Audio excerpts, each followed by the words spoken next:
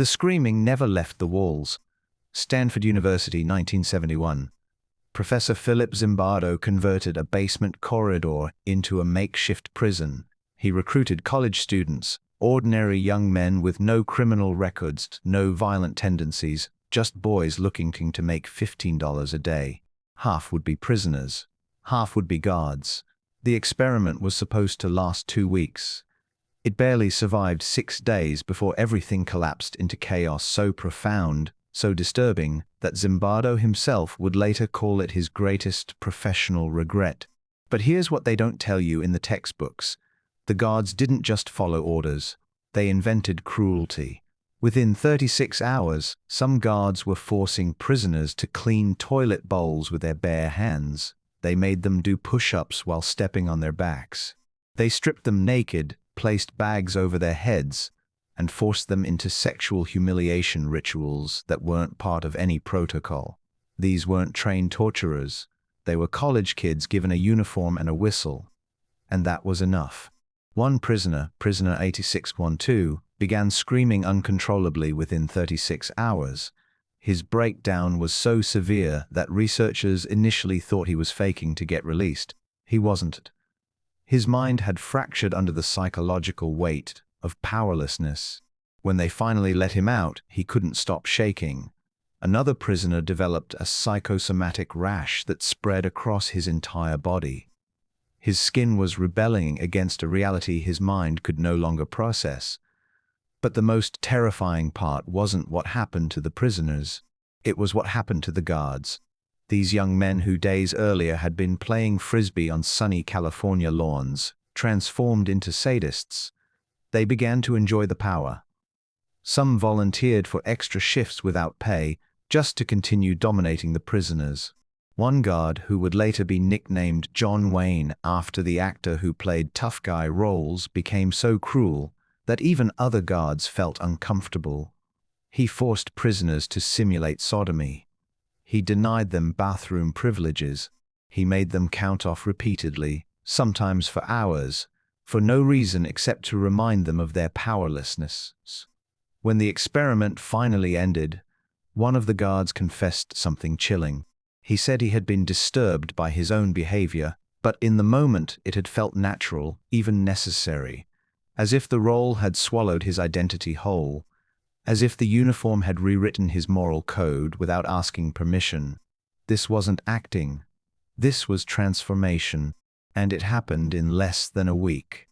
Zimbardo tried to explain it away with situational forces, the power of roles, the influence of institutions. But that explanation, while partially true, misses something darker. Because if it only takes 6 days to turn a college student into a torturer, then what does that say about the rest of us? What does that say about the thin membrane separating civility from barbarism? And most disturbingly, what does it say about the environments we live in right now, the hierarchies we accept, the roles we perform, the uniforms we wear, metaphorical or otherwise? Years later, whistleblowers from Abu Ghraib prison would describe similar dynamics. Soldiers with no history of violence committing acts of torture that mirrored almost identically what happened in Zimbardo's basement. The hoods, the nudity, the humiliation, the power. It was as if the Stanford prison experiment hadn't been an isolated psychological curiosity but a blueprint, a warning that no one heeded. Because once you understand how easily humans can be corrupted by power, you start seeing it everywhere. In offices, in schools, in families, in relationships. Anywhere there's a hierarchy, there's a potential prison. And anywhere there's a prison, there's a guard waiting to emerge.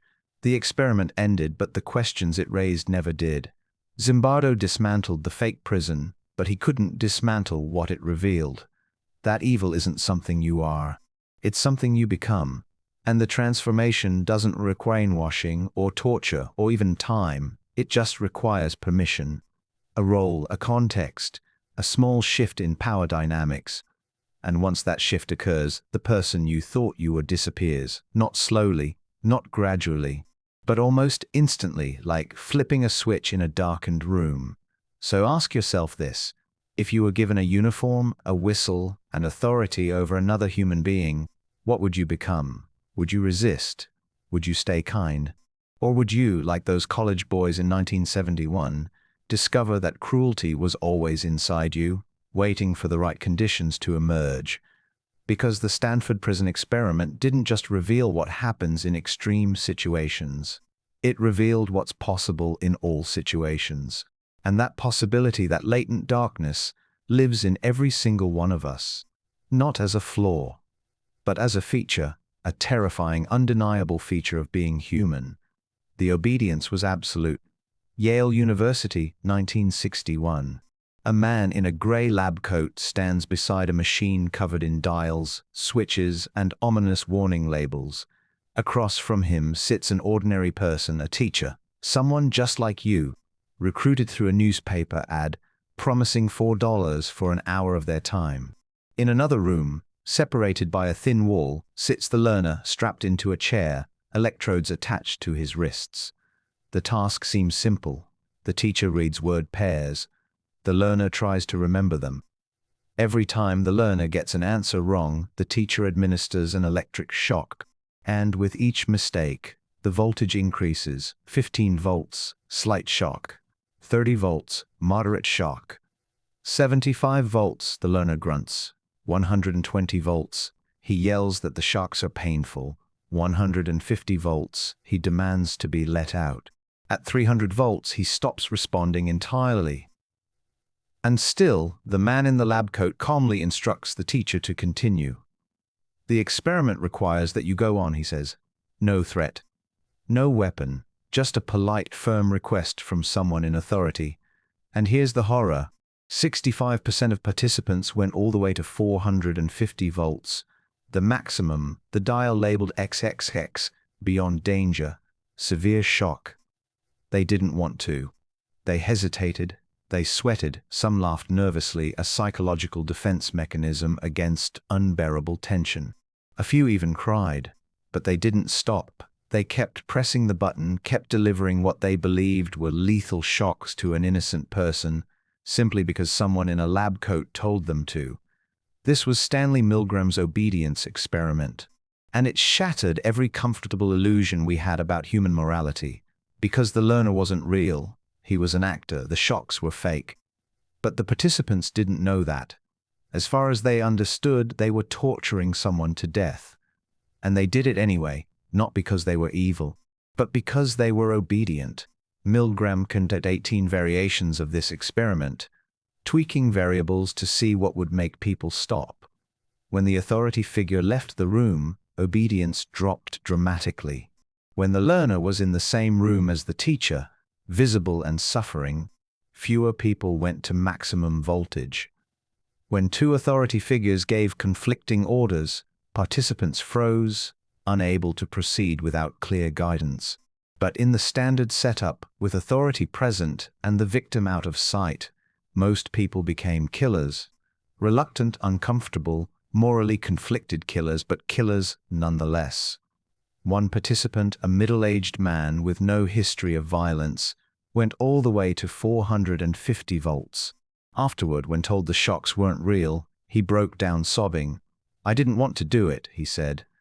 "But he kept telling me to go on."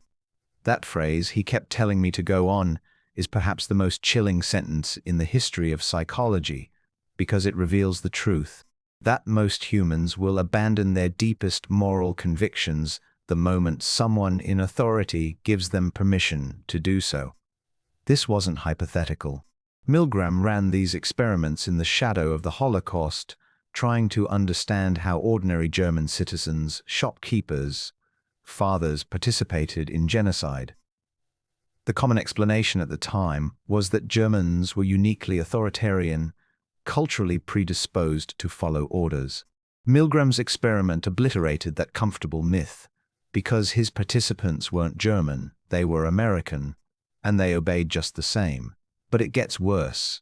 Milgram discovered that proximity to authority mattered more than proximity to the victim. When the experimenter gave orders over the phone instead of in person, obedience dropped to 21%.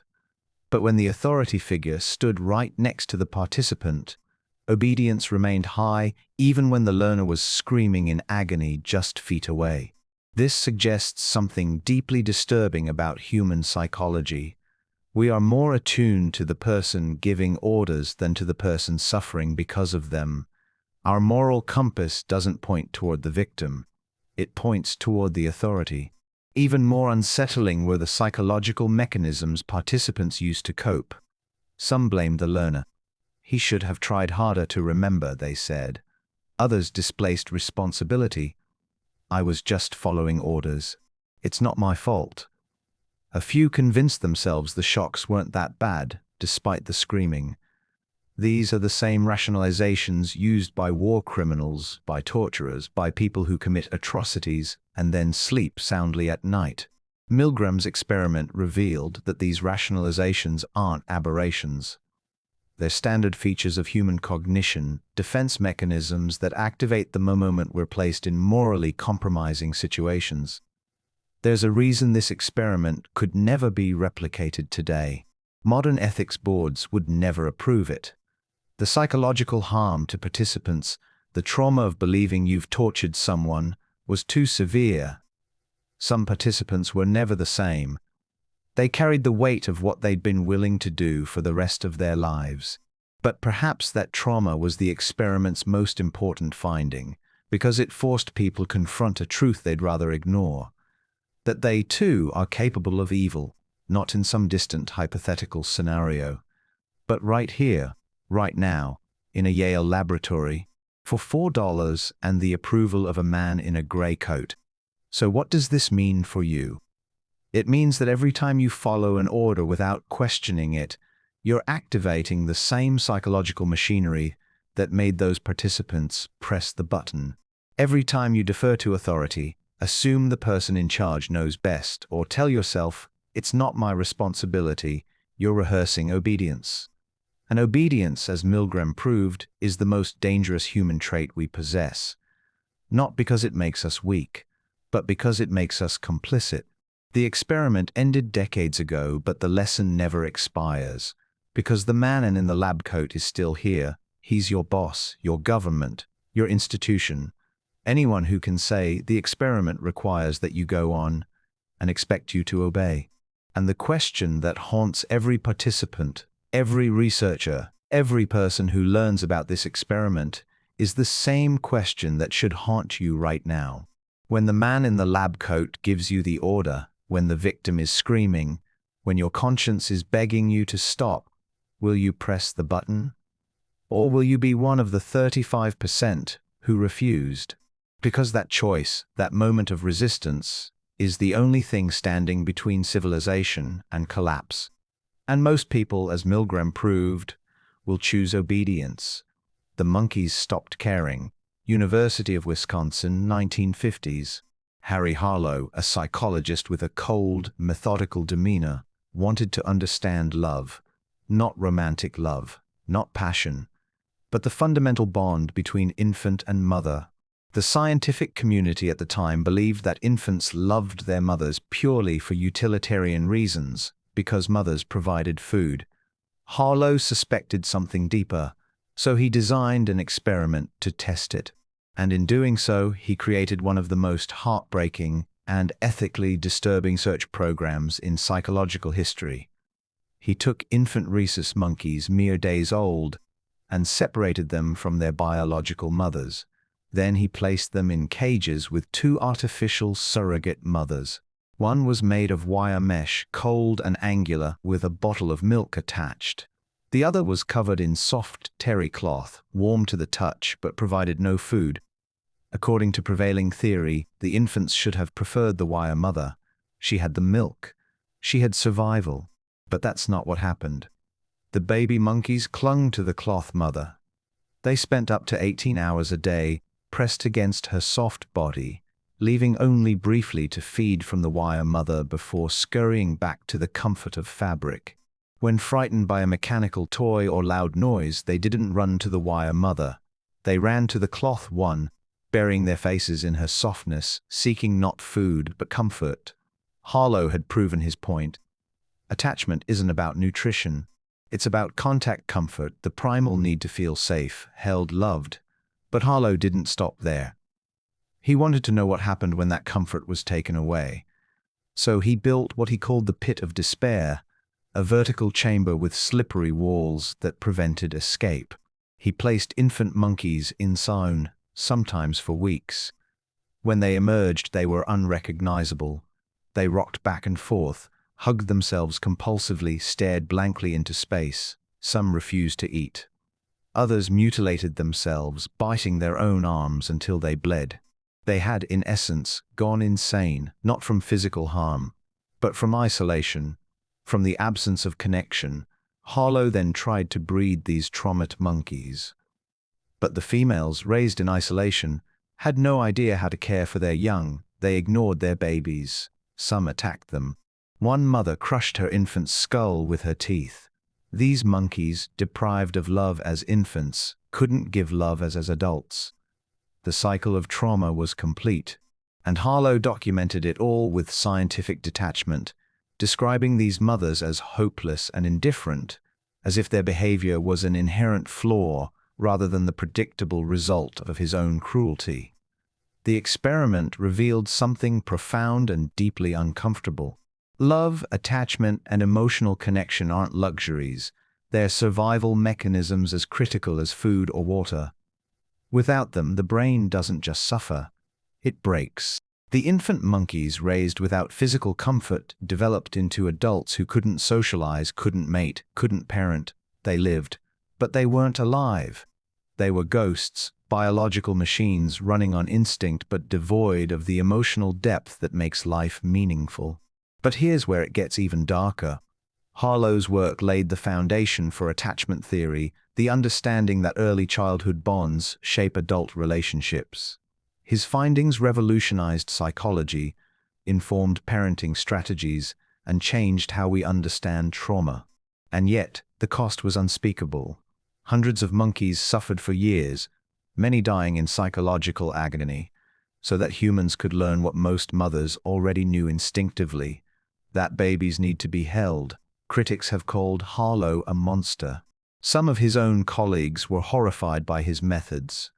In one particularly cruel variation, he designed what he called the rape rack, a device that forcibly restrained female monkeys so they could be impregnated despite their terror and refusal.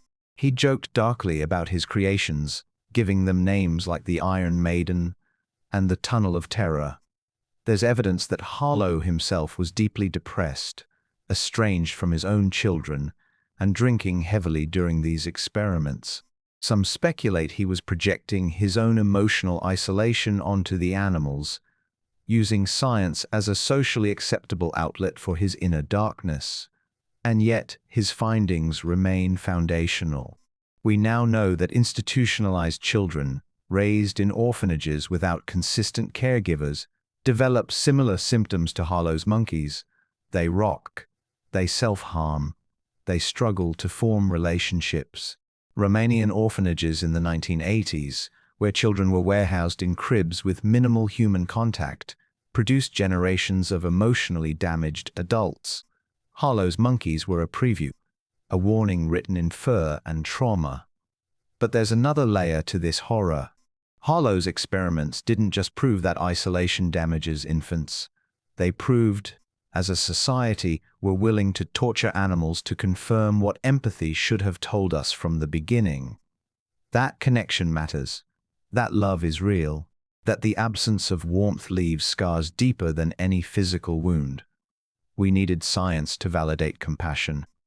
And that need, that insistence on proof before caring, is perhaps the most disturbing finding of all. Today, Harlow's experiments would never be approved. Animal welfare laws, ethics committees, and public outrage would shut them down immediately. But the damage is done, not just to the monkeys, but to our understanding of how far science is willing to go in the name of knowledge. Because Harlow didn't just study attachment, he destroyed it. He took creatures capable of love and systematically dismantled their ability to feel it. And then he wrote papers about it, gave lectures, won awards. So when you think about attachment, about the relationships that ground you, about the hugs that calm you and the connections that give your life meaning, remember where that knowledge came from. It came from baby monkeys clinging to cloth, from isolation chambers and pits of despair, from mothers who couldn't love because they were never loved themselves. Science gave us answers, but the price was paid in suffering, and the question remains, was it worth it?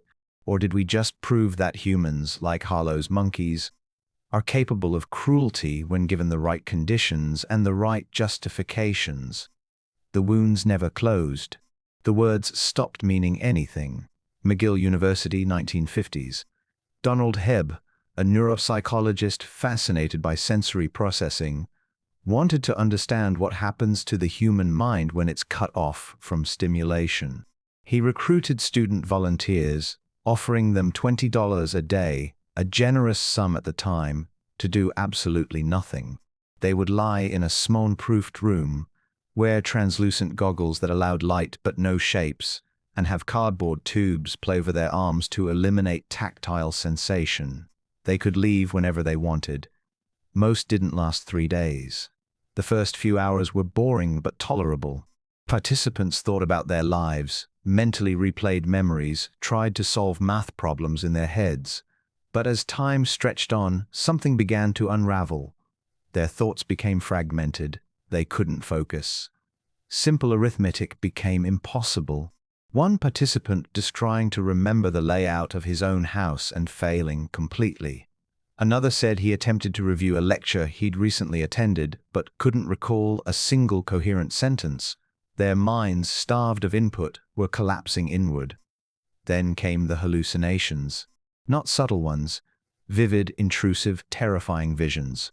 Participants reporting rows of marching eyeglasses, squirrels carrying sacks over their shoulders, geometric patterns that pulsed and writhed. Some heard voices whispering nonsense. Others felt phantom touches, invisible hands pressing against their bodies. One man became convinced that the room was moving, that he was being transported somewhere against his will. He began screaming and had to be removed from the experiment. What Hebb discovered was that the human brain requires constant sensory input to function normally. Without it, the mind doesn't rest, it hallucinates. It generates its own stimulation, pulling from deep wells of memory, dream logic, and neurological noise. The boundary between internal and external reality dissolves. Participants couldn't tell if they were awake or asleep, thinking or hallucinating. Their sense of self, the stable I that narrates experience, began to flicker like a dying light bulb. But the psychological damage didn't stop when they left the chamber. Many participants reported lingering effects, difficulty concentrating, heightened anxiety, a persistent sense of unreality, as if the world had become slightly unmoored from itself. Some described feeling detached from their own bodies, watching themselves from the outside. This condition, known as depersonalization, can last for weeks or even months. And it all started from just a few days of sensory deprivation. Hebb's experiment laid the groundwork for understanding solitary confinement, one of the most psychologically destructive punishments still used in prisons today. Inmates placed in isolation for extended periods report the same symptoms as Hebb's volunteers: paranoia, memory loss, suicidal ideation. The United Nations now considers prolonged solitary confinement a form of torture, and yet thousands of people in prisons around the world are subjected to it every single day, locked in small cells with minimal human contact, sometimes for years. Their minds, like those of Hebb's participants, slowly disintegrate, not because of physical harm, but because of absence. The absence of stimulation, the absence of connection, the absence of anything to anchor the self. And here's the truly chilling part. Sensory deprivation doesn't just make people lose their minds. It makes them susceptible to influence. After just 2 days in isolation, Hebb's participants became more open to suggestion, more willing to accept ideas they would have rejected under normal circumstances. Their critical thinking weakened. their defenses lowered. This finding caught the attention of intelligence agencies, because if you can destabilize some mind through isolation, you can rebuild it however you want. You can implant beliefs, rewrite memories, turn dissidents into collaborators. During the Cold War, both the CIA and Soviet intelligence agencies used sensory deprivation as part of their interrogation techniques. Prisoners were placed in dark, silent cells for days or weeks. When they were finally brought out, disoriented and desperate for human contact, interrogators would flood them with information, suggestions, confessions to sign. And many did, not because they were tortured in the traditional sense, but because their minds had been softened, made pliable through the simple act of removing the world. This is the dark legacy of Hebb's experiment. It began as pure research, a curiosity about how the brain processes its information. But it ended as a blueprint for psychological manipulation. Because once you understand how fragile the mind becomes without stimulation, you can weaponize that fragility. You don't need drugs. You don't need violence. You just need silence, darkness, and the mind will do the rest, eating itself from the inside out. So think about your own life. How long could you last without your phone, without music, without conversation, without anything to occupy your senses? A day? A few hours? We live in a world of constant stimulation, and most of us never question it. But maybe that's not a coincidence. Maybe we surround ourselves with noise because, on some primal level, we know what happens when it stops. We know that the mind left alone with itself doesn't find peace. It finds chaos. And that chaos, as Hebb proved, is only a few days of silence away. The experiment ended, but its implications never did. Because every person in solitary confinement, every prisoner in a dark cell, every individual from human contact is living inside Hebb's chamber. And their minds are breaking in exactly the way his participants did. Not slowly, not gradually, but catastrophically, like a structure collapsing under weight it was never designed to bear. And the scariest part, most of us are just one policy decision, one authoritarian regime, one unlucky circumstance away from finding ourselves in that same silence. And when we do, we'll learn what Hebb's volunteers learned, that the mind isn't a fortress, it's a fragile, desperate thing. And without the world to hold it together, it simply falls apart. The children learn to hate. University of Iowa, 1939. Wendell Johnson, a speech pathologist with a pronounced stutter, believed that stuttering wasn't a biological condition, but a learned behavior, reinforced by negative attention. To prove his theory, he designed an experiment that would become one of the most ethically condemned studies in psychological history. He selected 22 orphans from the Iowa Soldiers' Orphans' Home, children who had no parents to protect them, no advocates to object. Half were told they had excellent speech and should be proud of how clearly they communicated. The other half were told the opposite. The children in the second group, the ones labeled as stutterers even though most had no speech problems, were subjected to relentless criticism. Every time they spoke, the experimenters interrupted them. "You're stuttering. Don't speak unless you can do it correctly. You should be ashamed of how you talk." The children weren't just corrected, they were humiliated. And within weeks, the results were undeniable. Several children who had spoken normally their entire lives began to stutter. Others stopped speaking altogether, too terrified of making mistakes to open their mouths. One girl became so anxious about her speech that she refused to talk for years. This was the monster study, though it wouldn't be called that until decades later, when the full horror of what Johnson had done became public. He didn't just study speech disorders. He created them. He took healthy children and broke them, not with physical abuse, but with words, with expectations, with the systematic destruction of their confidence. And he did it deliberately to prove a point. But the damage didn't stop at stuttering. The children in the negative feedback group developed severe social anxiety. They struggled in school. They withdrew from peers. Even decades later, Some of them carried the psychological scars of those few months. One woman, Mary Tudor, who had been Johnson's graduate student and the primary experimenter delivering the harsh feedback, was reportedly haunted by what she'd done. She never published the results. She never spoke publicly about the study. And Johnson, knowing how ethically indefensible his experiment was, the findings for decades. The monster study reveals something terrifying about human development. That identity isn't fixed, it's malleable. And the words we hear, especially as children, don't just describe us. They shape us. When you tell a child they're flawed, they become flawed. Not because the flaw was there to begin with, but because the expectation creates the reality. This phenomenon, known as the Pygmalion effect or self-fulfilling prophecy, operates in classrooms, workplaces, everywhere. When authority figures label someone as deficient, that tends to embody the label, not consciously, but inevitably. Now imagine the implications. Every time a teacher tells a student they're not good at math, they're running a miniature version of the monster study. Every time a parent says, "Why can't you be more like your sibling?" they're conducting an unregistered psychological experiment on their own child. The words we use, the expectations we set, the feedback we give, all of it is shaping the people around us in ways we barely understand and rarely acknowledge. But it gets darker. The monster study wasn't an isolated incident. Around the same time, researchers were conducting similar experiments exploring how labels and expectations could alter behavior.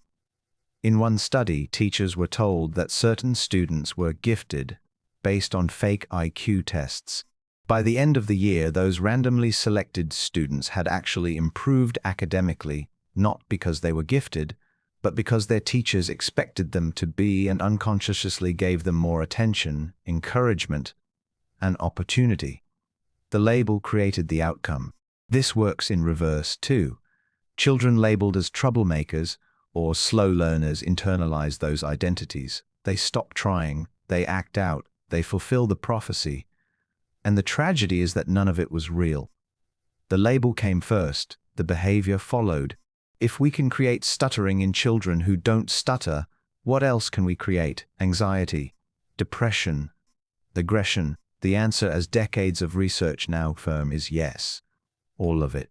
We are walking psychological experiments on each other, constantly shaping and being shaped by the expectations and words of those around us.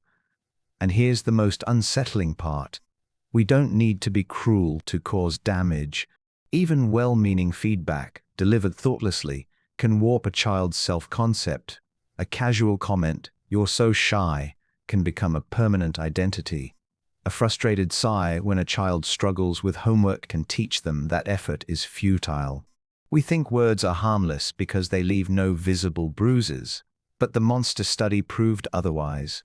Words are weapons, and their wounds, though invisible, can last a lifetime.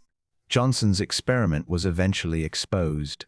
In 2001, the University of Iowa issued a formal apology to the surviving participants. One woman sued the university and received a monetary settlement. But no amount of money could undo what had been done. The children who were told they were broken believed it. And belief, as the monster study showed, is more powerful than truth. So listen to how you speak, not just to children, to everyone, because every word carries weight, every label sticks, every expectation shapes. You are conducting experiments on the people around you every single day. And unlike Johnson, you won't have the luxury of hiding the results. They'll be walking around living their lives, carrying the identities you helped create. The question is, are you creating monsters, or are you building something better? Because the power to shape human minds doesn't require a laboratory, it just requires a voice. And you're using yours right now. The pain was a switch. 1960s New York. Two researchers, Stanley Schachter and Jerome Singer, want to test a controversial idea that emotions aren't hardwired responses to events, they're interpretations. Your racing heart doesn't mean fear, it's just data, and your brain decides what story to tell about that data based on context. To prove this, they injected participants with epinephrine, a drug that causes physiological arousal, increased heart rate, trembling, flushed skin. But here's the trick. Some participants were told what to expect.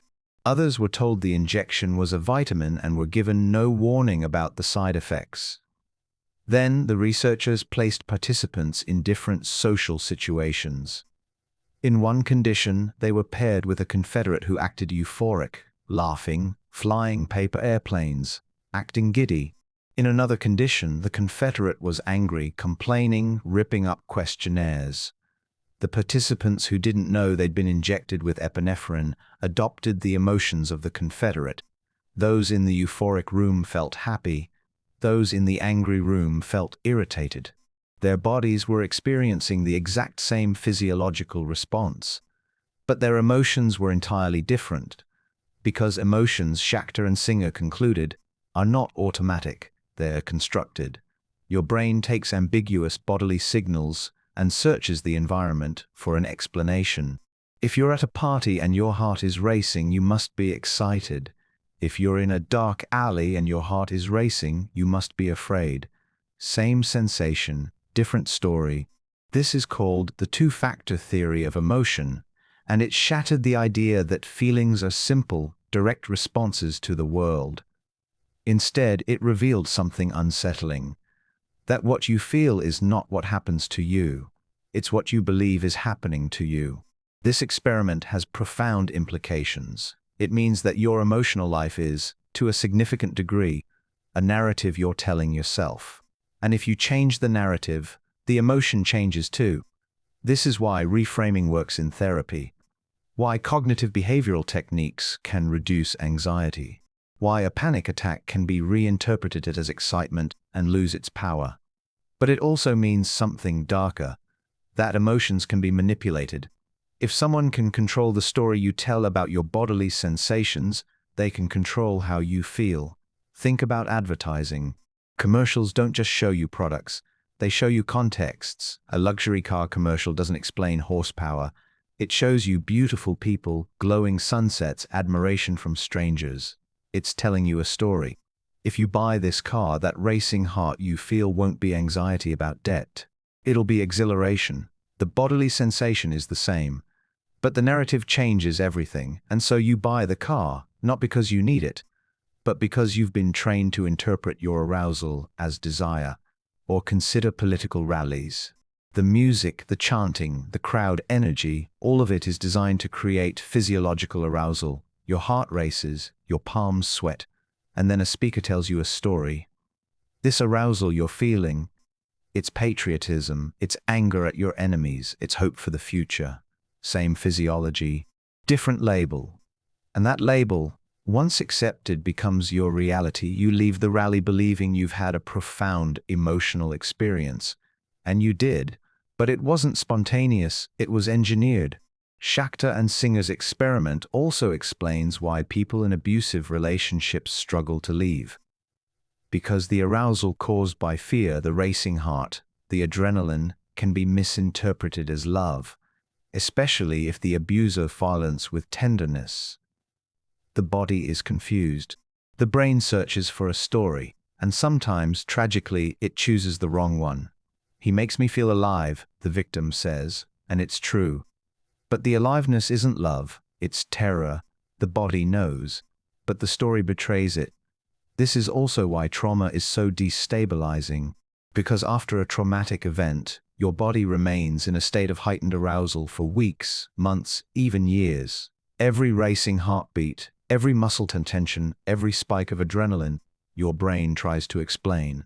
And in the absence of a current threat, it invents one. Maybe you're unsafe. Maybe people are dangerous.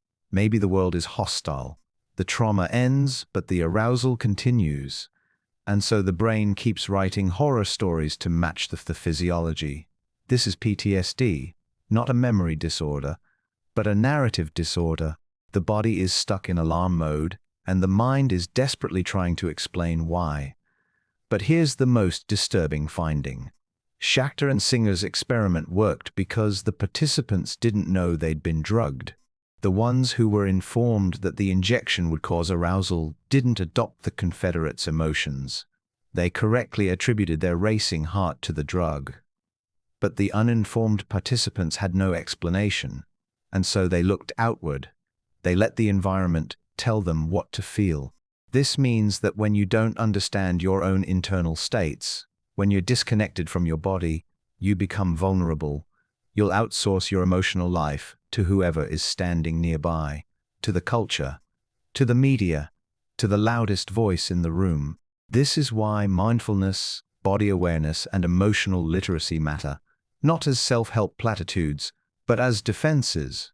Because if you can't identify your own arousal, if you can't distinguish between fear and excitement, between anger and passion, then you're a blank slate, and someone else will write on you. Schachter and Singer didn't just discover how emotions work. They discovered how emotions can be controlled.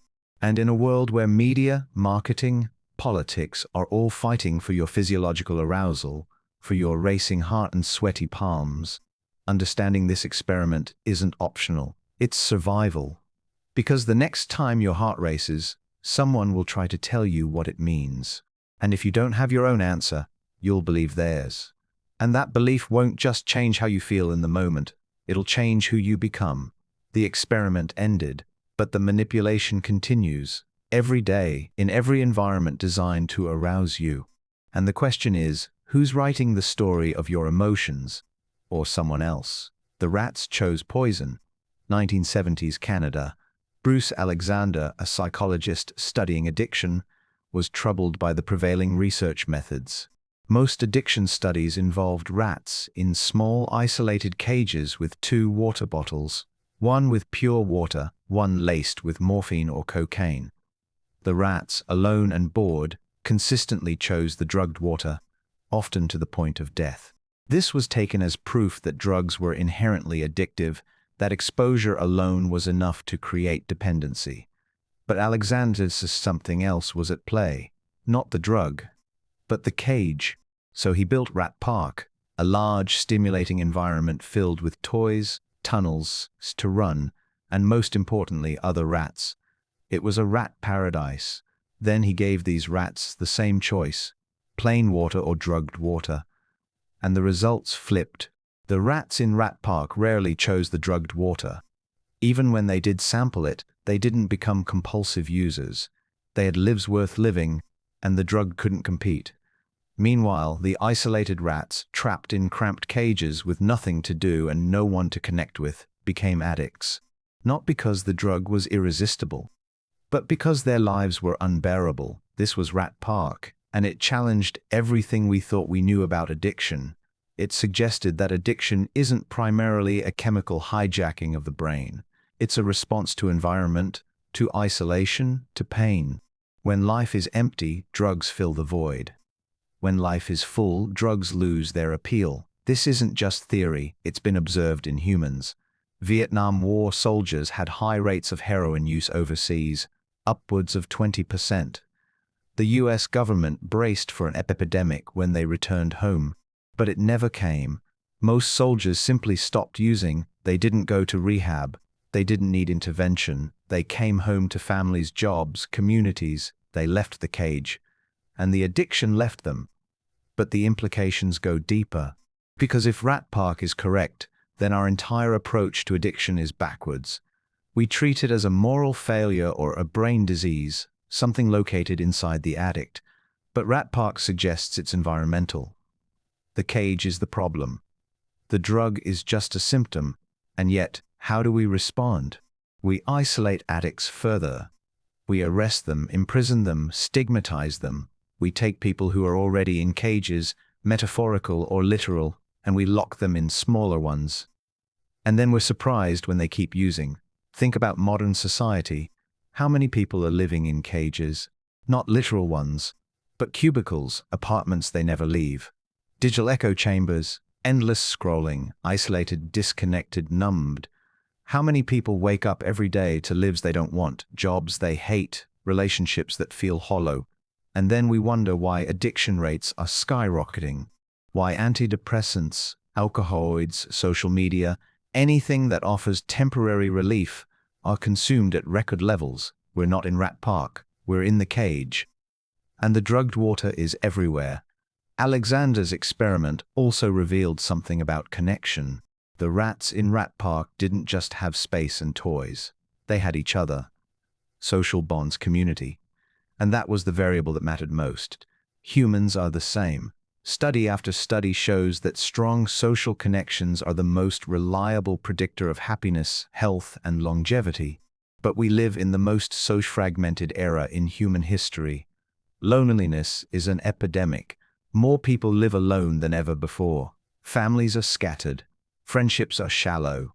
We're surrounded by people but starved for connection. And in that isolation, addiction thrives. But here's the cruelest twist. Rat Park doesn't work for everyone. Because even in a paradise, some rats still chose the drugged water. Not many, but some. Which means that environment isn't everything. Genetics, trauma, individual neurobiology, all of it plays a role. But society doesn't want nuance. We want simple answers. So we either blame the drug, making it the villain, or we blame the person, making them the villain. Rat Park suggests a third option, blame the cage. But that's uncomfortable. Because if the cage is the problem, then we have to ask who built it. And the answer is us. Our economic systems, our policies, our priorities. We built a world of isolated cages, and then wondered why everyone's reaching for the drugged water. There's another layer. Rat Park doesn't just apply to substance addiction. It applies to behavioral addictions. Social media, gambling, porn. All of it thrives in isolation. When life feels empty, these digital opiates fill the void. The mechanism is the same. Dopamine hits replacing genuine connection. Algorithms designed to keep you scrolling, clicking, consuming. You're not weak, you're in a cage. And the cage was designed by people who profit from your addiction. So what's the solution? Build better cages. Dismantle the cages entirely. Create environments where people have purpose, connection, autonomy. But that requires systemic change. It requires prioritizing human well-being over productivity, profit, and efficiency. It requires rethinking how we structure work, education, cities, technology. And that's hard. It's easier to blame the addict, to arrest them, to tell them to just say no, to treat them as moral failures rather than symptoms of a sick system. But Rat Park forces us to confront an uncomfortable truth. That addiction isn't a personal failing, it's a societal one. And until we acknowledge that, until we start building rat parks instead of cages, the crisis will only get worse, because the drugged water will always be there. And as long as life in the cage is unbearable, people will keep drinking it, not because they want to die, but because they can't figure out how to live. The experiment ended, but the cages remain, and so does the drugged water. The question is, which are you drinking from?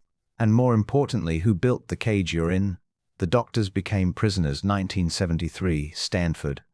But this wasn't Zimbardo's prison. This was something far more insidious. David Rosenhan, a psychologist at Stanford, had a simple question. Can psychiatric institutions distinguish the sane from the insane? The answer, he suspected, was no. So he designed an experiment that would expose the entire mental health system as fundamentally broken. He recruited 8 perfectly healthy people, including himself, and instructed them to fake a single symptom: auditory hallucinations. They were to call psychiatric hospitals, complain that they heard voices saying empty, hollow, and thud, and request admission. All 8 were admitted. Not to shabby facilities, to real psychiatric hospitals. And once inside, they were told to act completely normal, to tell staff they felt fine, that the voices had stopped. Surely, the doctors would recognize the mistake and release them quickly. But that's not what happened. Not even close. The pseudopatients were trapped. Some for weeks, one for 52 days.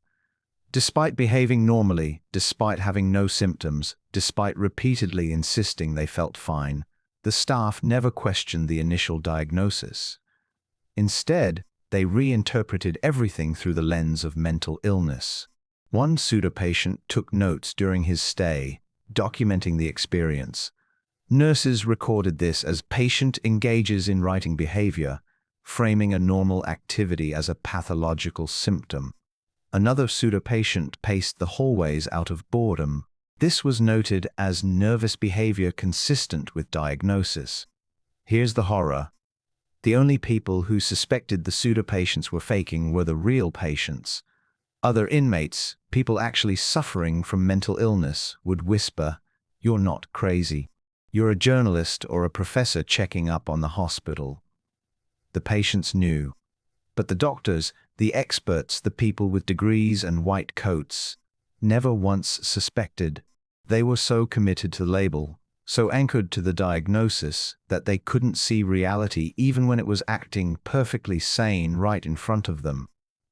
When the pseudopatients were finally released, not a single one was discharged with a clean bill of health. Every single discharge summary reads schizophrenia in remission. Not misdiagnosed, not we made a mistake. The label stuck.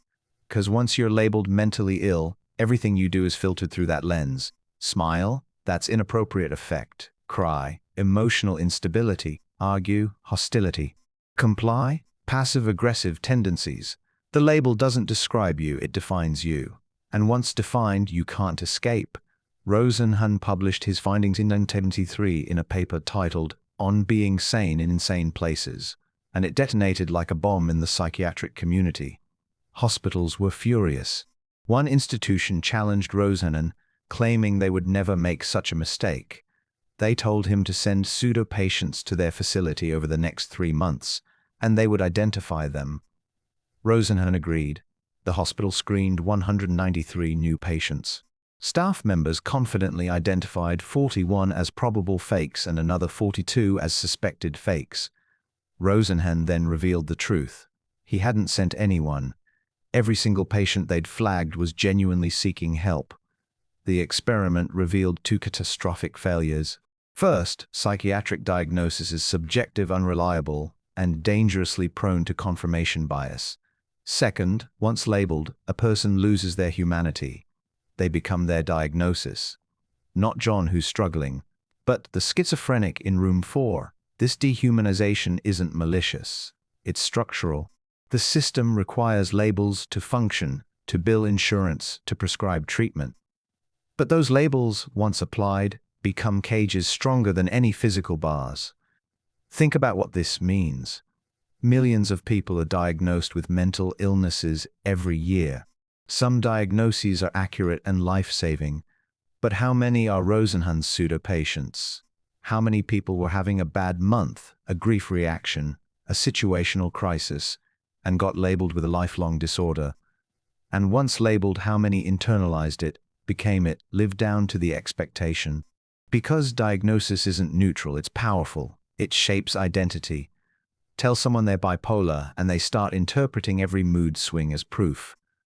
Tell someone they're borderline, and every relationship conflict confirms it. The label becomes a self-fulfilling prophecy. But the darkness goes deeper. Rosenhan's pseudo-patients describe their experiences inside these hospitals as dehumanizing. Staff members rarely made eye contact. Nurses often ignored direct questions. One pseudo-patient stood in front of a nurse and politely asked when he might be released. The nurse didn't even look up. She just kept writing. It was as if he didn't exist, as if the label had erased his personhood entirely. Other pseudo-patients reported being physically handled roughly, spoken about as if they weren't present, and subjected to invasive procedures without explanation. One was forced to take medication. When he refused, orderlies held him down and administered it by force. He wasn't a danger to anyone. He had simply questioned authority. And in a psychiatric hospital, questioning authority is proof of illness. This experiment also exposed something terrifying about institutional power. The moment you're committed, voluntarily or lose your rights, you can't leave. You can't refuse treatment. You can't even convince people you're sane. Because every word you speak is interpreted as a symptom.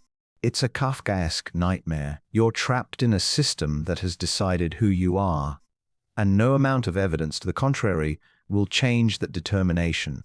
The institution has more authority over your identity than you do. And here's the part that should keep you awake at night. Rosenhan's experiment took place 50 years ago, but the problems he exposed haven't been fixed. Psychiatric diagnosis is still largely subjective. The DSM, the Diagnostic Manual psychiatrists use, is revised every few years, adding and removing disorders based on committee consensus, not hard science. Homosexuality was a mental illness until 1973. Premenstrual dysphoric disorder was added in 2013. These aren't discoveries, they're decisions, social constructions masquerading as medical facts. This doesn't mean mental illness isn't real. It is. People suffer, people need help. But Rosenhan proved that the system designed to help is also capable of tremendous harm, because it operates on labels. And labels, once applied, are almost impossible to remove. They follow you, they define you, they limit you. And worst of all, they make it nearly impossible for anyone, including yourself, to see you as anything other than your diagnosis. So ask yourself this: how many labels are you carrying? Not just psychiatric ones, labels of all kinds: shy, lazy, difficult, troublemaker. These words aren't descriptions, they're diagnoses, and once accepted, they become prisons. You start behaving in ways that confirm the label. You avoid situations that might contradict it. You build an identity around it. And eventually, you forget there was ever a you before the label existed. Rosenhan's pseudo-patients got out, eventually. But how many real people, people who made the mistake of seeking help during their darkest moment, are still inside? Not physically, but psychologically, trapped in a diagnosis they can't escape. Living inside a label that was supposed to help but ended up defining their entire existence. The experiment ended, but the labels, those never do. They just accumulate layer upon layer until the person underneath disappears entirely. And that's the real horror. Not that the doctors couldn't tell sane from insane, but that once they decided you were insane, there was nothing you could do to prove otherwise. Nothing at all. The baby learned to fear everything. 1920, Johns Hopkins University.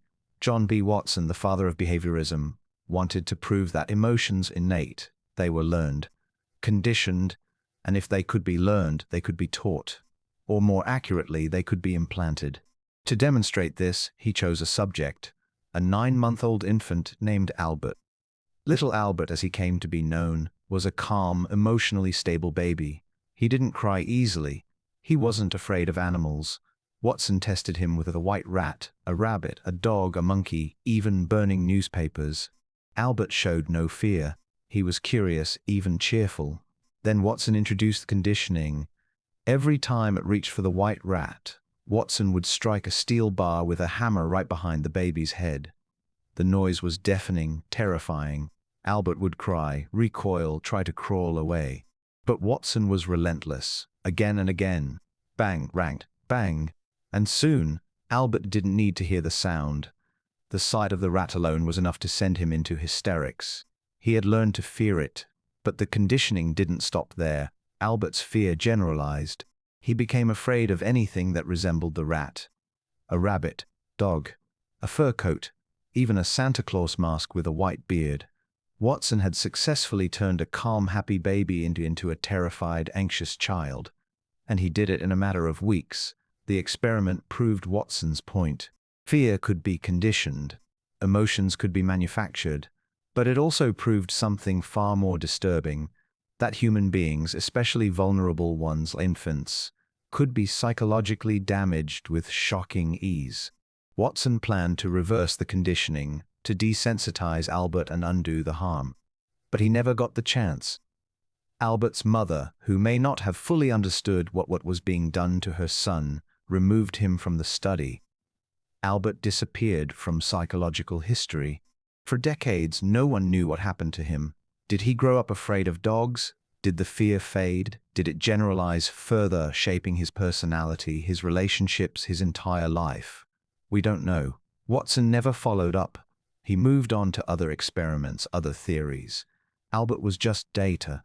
In 2012, researchers claimed to have identified little Albert. His real name was Douglas Merritt, and he died at age 6 from hydrocephalus, a neurological condition he'd had since birth. This revelation added another layer of horror. Watson had chosen a neurologically impaired child for his experiment. A child who may not have been able to process or recover from the trauma in the way a healthy child might. Whether Watson knew about the condition is unclear, but it raises the possibility that little Albert was deliberately selected because he was vulnerable, because his mother was poor and powerless, because no one would object. The little Albert experiment became one of the most famous studies in psychology. It's taught in every introductory course, cited in countless textbooks, but it's rarely framed as what it actually was: child abuse as science. Watson didn't just observe fear. He created it. He took a baby who trusted the world and taught him that the world was dangerous. And he did it knowingly, methodically, without remorse. But the implications go far beyond one child, because Watson proved that fear, anxiety, and phobias aren't just random. They can be engineered. And if they can be engineered in a laboratory, they can be engineered in the real world. Think about how children are raised. How many phobias, anxieties, and emotional scars are the result of conditioning, intentional or not? A parent who screams every time their child touches something. A teacher who humiliates a student for making a mistake. A culture that bombards children with messages about danger, inadequacy, and fear. These aren't just bad parenting or poor education. They're conditioning experiments. And the results are the same as little Albert's: fear, anxiety, avoidance. A life spent running from triggers that were implanted, not discovered. Watson's work also laid the foundation for advertising and propaganda. He left academia and became one of the pioneers of modern advertising, applying behaviorist principles to sell products. He understood that if you could condition a baby to fear a rat, you could condition an adult to desire a car, a cigarette, a lifestyle. Pair the product with something emotionally powerful: sex, status, security, and repeat the pairing until the association becomes automatic. This is classical conditioning applied to consumerism, and it works. Because we are all little Alberts, we've all been conditioned to associate certain stimuli with certain emotions. And most of us have no idea it's happening. But there's another, darker application. Governments and institutions use the same principles. Pair a group of people with fear, repeat the message, and soon the mere mention of that group triggers anxiety, anger, hostility. This is how prejudice is taught, how hate is manufactured. You don't need to provide evidence or logic. You just need repetition and emotional pairing. Watson proved it with a baby and a rat. Propagandists have been using it ever since. And here's the cruelest part. Once fear is conditioned, it's incredibly difficult to undo. Phobias can last a lifetime. Trauma can be reactivated by the smallest trigger. Little Albert, if he had lived, might have spent his entire life afraid of white, fluffy things and never understood why. The origin would be buried inaccessible. All he'd know is the fear. And that's the nightmare Watson left behind.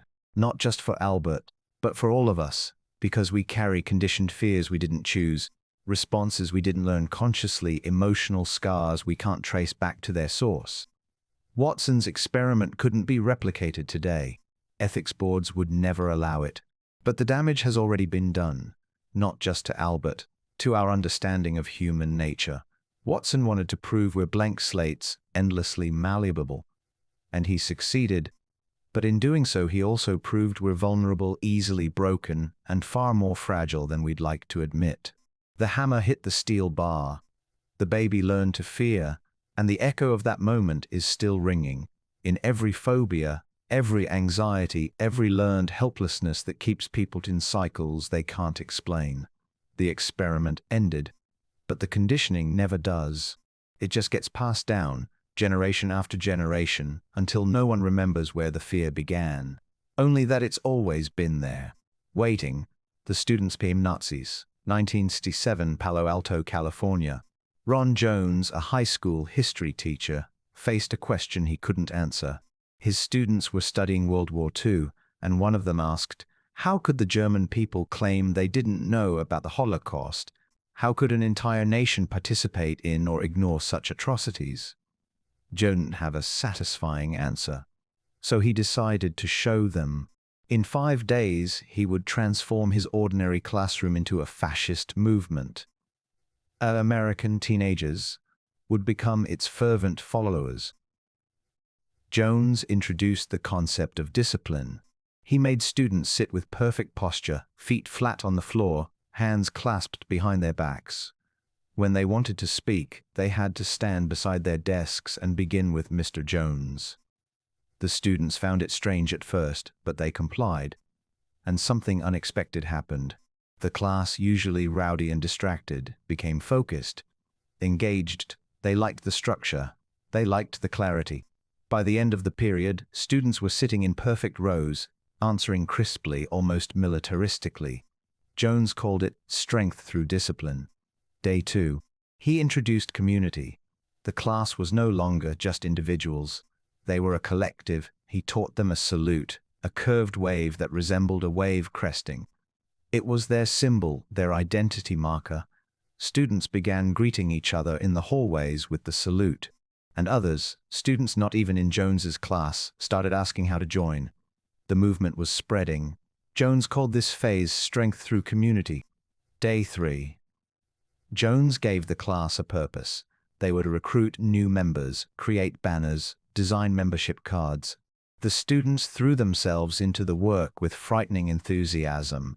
They recruited over 200 students. They reported classmates who refused to comply. One student told Jones that his father, who criticized the movement at the dinner table, should be dealt with. These were kids who'd been raised in liberal California, taught about democracy and freedom. And in 3 days, they were reporting on their own parents. Day 4. Jones introduced the concept of pride. He told the class they were part of a national youth movement, that students in cities across the country were participating. It was a lie, but they believed it. They wanted to believe it, because belief gave them identity, purpose, belonging. Jones showed them how to identify fellow members, how to move in formation, how to chant their mottos in unison. The school's principal became concerned, but Jones convinced him it was just an educational exercise. One more day, he promised. Day 5. The climax. Jones told his students that the movement's national leader would appear on television that afternoon to announce the movement's true purpose. He set up a TV in the auditorium. Over 200 students filed in, excited, proud, ready. They sat in perfect rows, silent, waiting. Jones turned on the television. Static, just static. The students waited and waited. And then Jones revealed the truth. There was no leader. There was no national movement. The only footage he showed them was archival film of Nazi rallies. Students marching, saluting, chanting, just like they had been doing. The room fell into stunned silence. Some students began to cry. Others sat motionless, faces blank. A few refused to believe it, insisting the movement was real, that Jones was lying now, not before. They had invested so much of themselves into this identity that relinquishing it felt like annihilation. Jones told them the truth they didn't want to hear. You've been used. You said you'd never allow a totalitarian regime in America. But you did. You created one in 5 days. Jones later described feeling sick with what he'd unleashed. The experiment, which he called the third wave after the saying that the third wave in a series is the strongest, had proven its point too well. It showed that fascism doesn't require evil people. It requires normal people placed in the right conditions, structure, belonging, purpose, a charismatic authority figure. That's all it takes. And the transformation doesn't take generations. It takes days. The third wave wasn't a formal experiment. Jones didn't have IRB approval or academic oversight. It was a classroom lesson that spiraled into something far more disturbing. But its findings aligned perfectly with Milgram's obedience studies and Zimbardo's prison experiment. Humans don't resist authoritarianism. They embrace it, especially when it offers what modern society often lacks: certainty, community, identity. But the most chilling detail came later. Some students never forgave Jones, not because he manipulated them, but because he ended the movement. They wanted it to continue. They missed the structure, the belonging, the sense of being part of something larger than themselves. Years later, some still contacted Jones, asking if the movement could be revived. They knew it was fake. They knew it was dangerous. But they wanted it anyway, because it had given them something they couldn't find elsewhere. Purpose. This is why fascism endures. Not because people are stupid or evil, but because it fills a void. Modern life is isolating, confusing, purposeless for many. Fascism offers clarity. It tells you who you are, who your enemies are, what your mission is.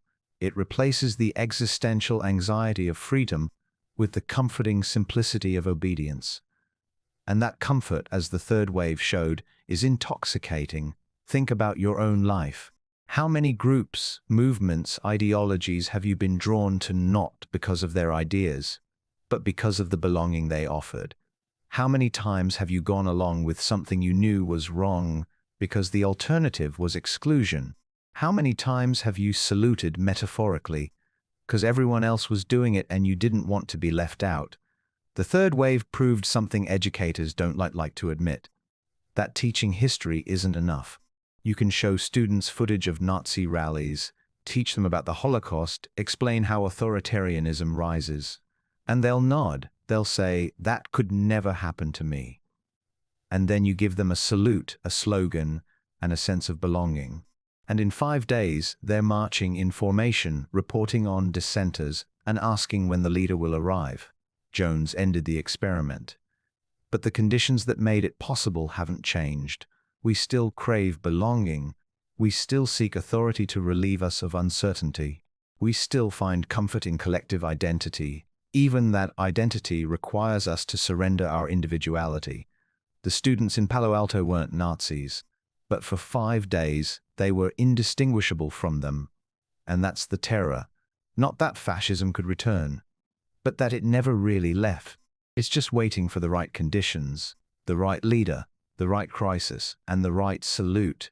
And when it comes, most people won't resist. They'll join, not because they're evil, but because they're human.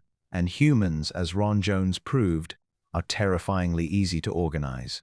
The experiment ended, but its lesson remains. You are not immune. None of us are. The dog gave up. 1967, University of Pennsylvania. Martin Seligman was studying classical conditioning in dogs. The setup was simple. Dogs would be placed in a harness and subjected to mild electric shocks. Then they'd be moved to a shuttle box, a box divided into 2 compartments by a low barrier. One side would be electrified. The other side would be safe. The idea was that dogs, having learned to associate a tone with the shock, would jump over the barrier to safety when they heard the warning tone. But something went wrong. Or rather, something went horrifyingly right. The dogs that had been previously shocked in the harness, where they couldn't escape, didn't jump over the barrier, even when the shocks began. Even when escape was easy, just a small hop away, they lay down and whimpered. They didn't even try. Seligman was stunned. These dogs had learned something unexpected.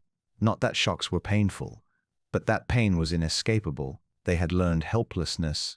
Seligman repeated the experiment with variations. Dogs that had never been shocked before jumped over the barrier immediately. Dogs that had been shocked but could control it by pressing a panel with their noses also jumped. But dogs that had been shocked with no possibility of escape, no matter what they did, gave up. Even when circumstances changed, even when escape became possible, they had internalized a devastating lesson: that their actions didn't matter, that they had no control. And so they stopped trying. This was learned helplessness, and its implications reached far beyond dogs. Seligman realized he'd discovered a model for depression, for trauma, for the psychological paralysis that keeps people trapped in abusive relationships, dead-end jobs, destructive patterns. Because learned helplessness doesn't require ongoing abuse. It just requires a history of powerlessness. Once learned, the helplessness be self-sustaining. The cage can open, the barrier can disappear. But the prisoner remains convinced that escape is impossible. The ethical problems with Seligman's experiment are obvious. He subjected dogs to inescapable pain until they broke psychologically. But the knowledge gained was profound. Because learned helplessness explains so much human suffering that otherwise seems irrational. Why don't battered spouses leave? Why don't exploited workers quit? Why don't people in poverty fight harder to escape? The answer isn't that they're weak or stupid. It's that they've learned, through repeated experience, that their actions don't change outcomes. The shock keeps coming, so why jump? Seligman's work led to major advances in understanding depression. He proposed that depression isn't just sadness. It's a cognitive state characterized by perceived helplessness. Depressed people believe that nothing they do will improve their situation. This belief becomes a filter. Positive events are dismissed as flukes. Negative events are seen as proof. The person stops trying not because they lack motivation, but because they've learned that trying is pointless. But here's the darkest part. Learned helplessness can be taught, not just through direct experience, but through observation. Children who watch their parents fail repeatedly, who grow up in environments where effort doesn't lead to reward, learn helplessness vicariously. They don't need to experience powerlessness firsthand. They absorb it from their environment. This is intergenerational trauma. The dogs in Seligman's experiment had no offspring, but humans do. And we pass learned helplessness down like heirlooms, teaching our children that the world is uncontrollable before they even have a chance to test that belief. There's also a societal dimension. Entire populations can learn helplessness. When governments are unresponsive, when institutions are corrupt, when the rules change arbitrarily, people stop participating. They stop voting, stop protesting, stop believing change is possible. This isn't apathy. It's learned helplessness on a massive scale. And authoritarian regimes love it, because a helpless population is a compliant one. You don't need walls and guards when people have internalized their own powerlessness. Seligman eventually moved away from learned helplessness toward learned optimism, the idea that the cognitive patterns underlying helplessness can be reversed. But reversing them is hard. It requires repeated experiences of control, of efficacy, of effort leading to reward. And for people trapped in genuinely hopeless situations, abuse, systemic oppression, those experiences are rare. The dogs could be retrained, but it took patience, time, and forcibly dragging them over the barrier dozens of times until they finally, hesitantly, tried on their own. The same is true for humans. You can't just tell someone to stop being helpless. You have to change their environment, give them real experiences of control, and even then the old patterns linger. Because helplessness isn't just a belief, it's a neurological groove worn deep by repetition. The brain adapts to powerlessness, conserving energy, shutting down hope. It's efficient, it's protective, and it's devastating. So think about your own learned helplessness. What have you stopped trying because past attempts failed? What barriers have you stopped jumping over because once, long ago, the barrier was electrified and you couldn't escape? Maybe the shock is gone now, maybe the door is open. But you're still lying down, whimpering, convinced that this is all there is. Because learned helplessness doesn't end when the experiment ends.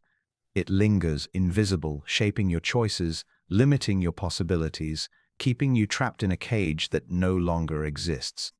The dogs in Seligman's lab eventually went home, but the lesson stayed with them, and it stays with us. In every abandoned dream, every unchallenged injustice, every moment we choose to endure rather than escape, because we learned somewhere along the way that escape is impossible.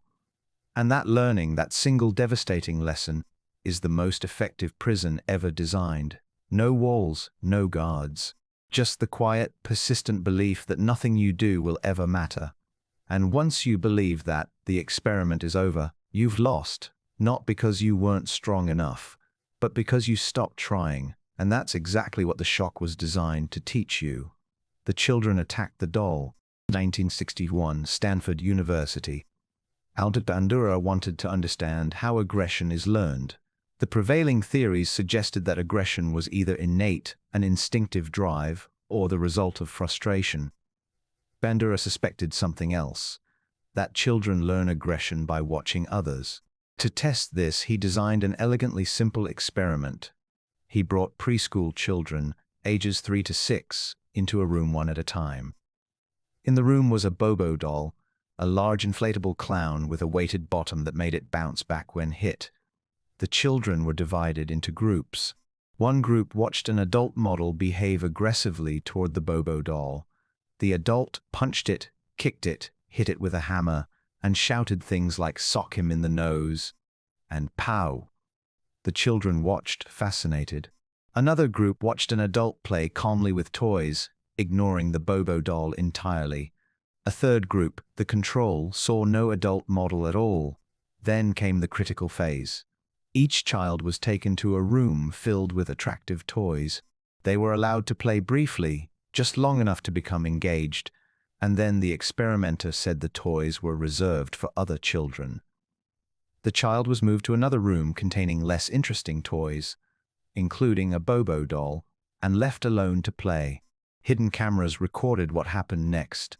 The children who had watched the aggressive model didn't just imitate the behavior, they replicated it with eerie precision. They punched the Bobo doll, they kicked it, they hit it with hammers.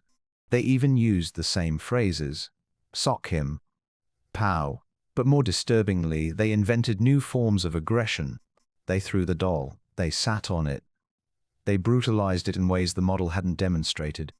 The aggression had been learned, but once learned, it evolved, became creative, personal. The children who had watched the calm model or no model at all played relatively peacefully. Some interacted with the Bobo doll, but without aggression. The difference was stark. Watching just a few minutes of aggressive behavior was enough to fundamentally alter how these children interacted with the world. Bandura repeated the experiment with variations. He used filmed models instead of live ones. Same result. He used cartoon characters behaving aggressively. Same result. It didn't matter if the model was real or fictional, live or recorded. If children saw aggression, they learned it. And they deployed it the moment they were given the opportunity and the slightest provocation. In this case, mild frustration from having toys taken away. The Bobo doll experiment shattered the idea that aggression is purely instinctive or the result of individual pathology. It proved that violence is contagious, learned through observation and imitation. And the implications are staggering, because if children learn aggression from watching an adult hit a doll for a few minutes, what are they learning from hours of violent television, movies, video games? What are they learning from watching parents scream at each other, hit each other, demean each other? Bandura called this social learning theory, and it revolutionized psychology. But it also raised uncomfortable questions. If behavior is learned through observation, then responsibility becomes diffuse. The child who hits isn't just acting out. They're performing a learned script. The adult who modeled the behavior isn't just influencing one child. They're creating a template that could ripple through generations. Violence doesn't start with the violent act. It starts with the first time someone watches violence and learns that it's an acceptable response to frustration. The experiment also revealed something about the power of media. Bandura's filmed and cartoon models were just as effective as live ones. This means that children don't need direct exposure to violence to learn it. They can learn it from screens. And in the decades since the Bobo doll experiment, children's exposure to violent media has exploded. Thousands of hours of punching, shooting, stabbing, all packaged as entertainment. The Bobo doll has been replaced by video game enemies, action movie villains, and viral videos of real-world violence. And children are still watching, still learning. But Bandura's experiment had another, darker finding. Boys were more physically aggressive than girls. But girls more verbal aggression and indirect aggression, like gossip or exclusion. This suggests that children don't just learn whether to be aggressive. They learn culturally acceptable forms of aggression. Boys learn to hit. Girls learn in subtler, socially permissible ways. The aggression is the same. Only the method changes. There's also the issue of desensitization. The children in Bandura's experiment weren't learning that aggression was acceptable. They were learning that it was fun. They laughed while hitting the Bobo doll. They smiled. They showed no signs of distress or guilt. This is desensitization in action. The more violence you see, the less it bothers you. And eventually it stops being shocking and starts being normal, even enjoyable.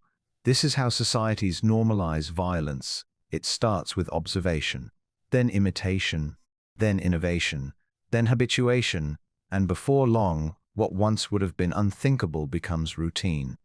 The children didn't wake up one day wanting to hurt the Bobo doll. They learned to want it. They learned that hitting feels good, especially when someone else has modeled it first, giving them permission.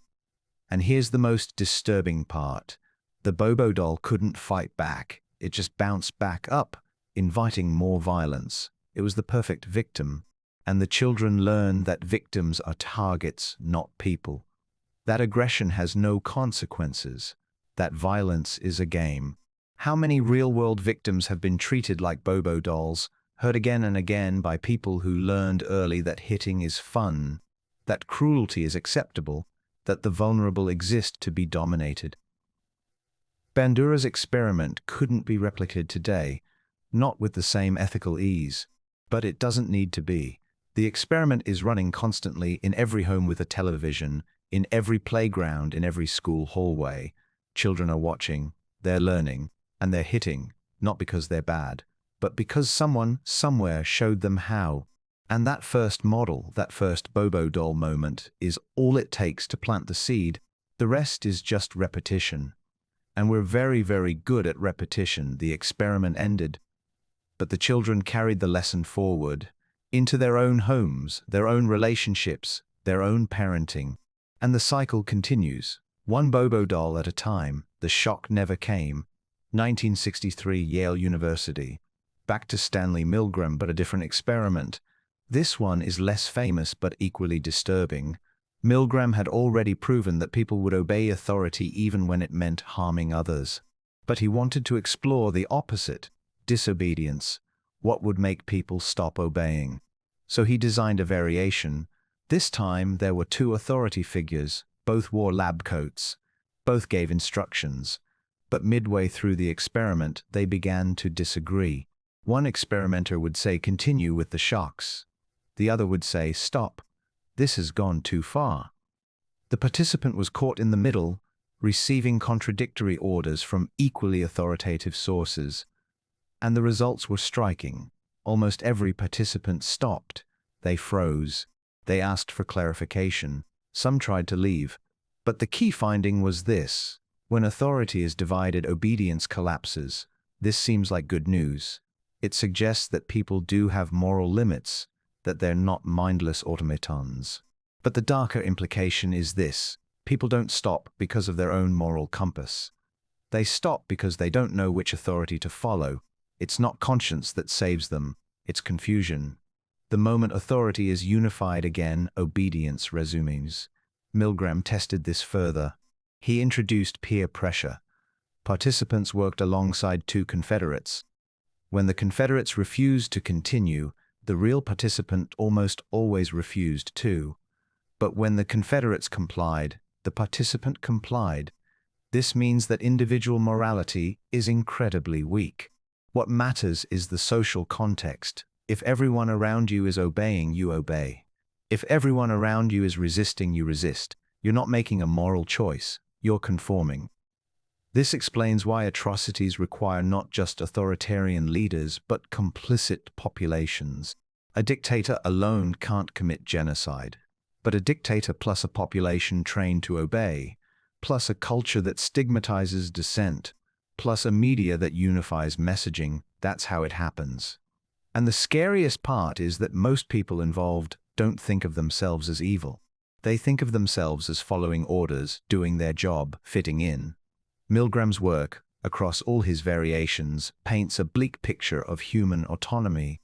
We like to think we're individuals, free agents making choices based on personal values. But the experiments suggest otherwise. We're social creatures, exquisitely attuned to authority and conformity. Our behavior is shaped far more by context than by character. Put a good person in a bad system and the system wins. Put a bad person in a good system and they'll often behave well. We are, in essence, products of our environments. This doesn't absolve individuals of responsibility, but it complicates it, because if your behavior is shaped by context, then changing behavior requires changing context. Punishing individuals without addressing systems is pointless. The next person in that role will behave the same way. This is why Milgram's findings are so important. They tell us that if we want to reduce obedience to immoral authority, we don't need better people, we need better structures. Divided authority, encouraged dissent, cultures that reward questioning rather than punish it. But society doesn't work that way. We centralize authority, we demand loyalty, we stigmatize whistleblowers, we label dissenters as troublemakers, and then we wonder why people follow orders they know are wrong. Milgram answered that question decades ago. People follow orders because that's what they've been trained to do since childhood. Obey your parents, obey your teachers, obey your boss, obey the rules. And when someone in a position of authority, wearing the right uniform, speaking with confidence, tells you to do something, you do it, even when it's wrong, even when it hurts someone, even when you know deep down that you shouldn't. The participants in Milgram's experiments weren't monsters. They were normal people. And that's the most terrifying finding of all, because it means that you, reading this right now, are no different. You like to think you'd resist. You like to believe that you'd be the one who refused. But the data says otherwise. The data says that most of you would press the button, pull the trigger, follow the order, not because you're evil, but because you're human. And humans obey. The experiment ended. But the obedience continues in every hierarchy, in every institution, in every moment when someone with a title and a confident voice tells you what to do. And you do it without question, without hesitation, because the shock never came for you. You were never the one in the chair. You were always the one pressing the button. And pressing the button is easy when someone else's responsibility. When someone else says it's necessary, when someone else promises it's for the greater good. The shock never came. But the lesson did. And the lesson is this: you will obey, unless you consciously, actively, courageously choose not to. And that choice, that singular act of disobedience, is the hardest thing a human can do, because it means standing alone. It means risking exclusion, punishment, rejection. It means being the one who's no when everyone else says yes. And most people, as Milgram proved, would rather press the button. The eyes never blinked. 1960s, University of Wisconsin. We return to Harlow, but this time a different horror. Having already traumatized infant monkeys with isolation and artificial mothers, Harlow wanted to explore maternal behavior more deeply. Specifically, what happens when mothers themselves are products of deprivation. He took female monkeys raised in isolation, monkeys who had never known comfort or connection, and forcibly impregnated them using his rape rack. Then he watched what they did with their babies. The results were nightmarish. These motherless mothers had no idea how to parent. Some ignored their infants entirely, leaving them to starve. Others were actively abusive. One mother bit off her baby's fingers. Another crushed her infant's skull. They weren't just neglectful. They were violent. And Harlow documented it all, writing clinical descriptions of maternal brutality as if he were observing weather patterns rather than trauma unfolding in real time. But Harlow didn't stop. He wanted to see if these broken mothers could ever learn. So he gave them a second baby. And a third. Some improved slightly, managing to keep the infant alive if not nurtured. But most continued the cycle. They couldn't love because they had never been loved. They couldn't nurture because they had never been nurtured. Harlow had proven something we already knew instinctively but rarely want to confront. That trauma reproduces itself. That abuse begets abuse. That the most damaged among us are often the least equipped to raise the next generation. The implications for human society are devastating. How many parents are raising children from a place of unresolved trauma? How many mothers and fathers, wounded by their own upbringings, are passing that woundedness down? We like to think that love is natural, instinctive, but Harlow's monkeys proved it's not. Love is learned, and if you're never taught, you can't teach it to anyone else. The cycle becomes self-perpetuating. Child protective services see this constantly. Abused children grow up to abuse their own children, not because they're evil, but because abuse is the only parenting model they know. They tell themselves they'll be different. They promise they'll break the cycle, and sometimes they do. But often, under stress, the old patterns surface. The same words their parents said, the same blows their parents struck. It's not a choice. It's a reflex learned in childhood and activated in adulthood. Harlow's monkeys couldn't seek therapy. They couldn't read parenting books. They couldn't consciously choose to be different. But humans can. And yet, how many don't?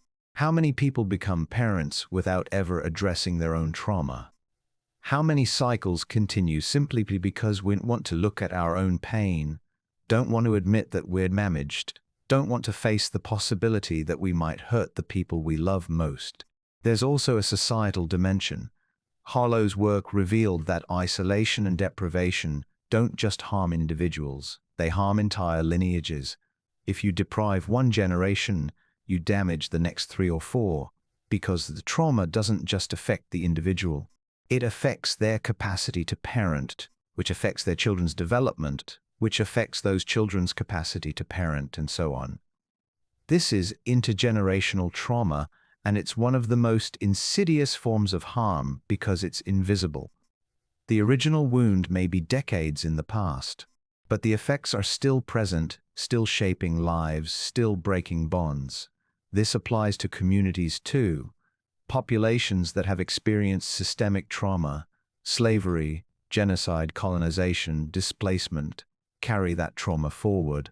The children and grandchildren of survivors exhibit higher rates of anxiety, depression, and attachment disorders, even if they never experienced the original trauma firsthand. It's epigenetic, it's cultural, it's structural, and it's exactly what Harlow's monkeys showed us in miniature. That trauma doesn't end with the traumatized. It radiates outward, infecting everything it touches. Harlow himself seemed to understand this on some level. In his later years, he suffered from severe depression. His marriage fell apart. His children described him as emotionally distant, unable to connect. He spent the last years of his life isolated, drinking heavily, consumed by the very loneliness he had inflicted on his monkeys. There's a tragic irony there.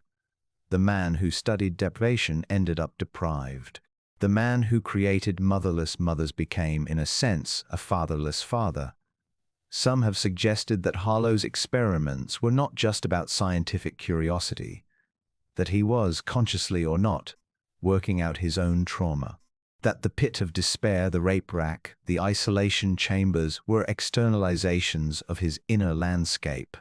That he was asking, through his monkeys, what happens when love is absent?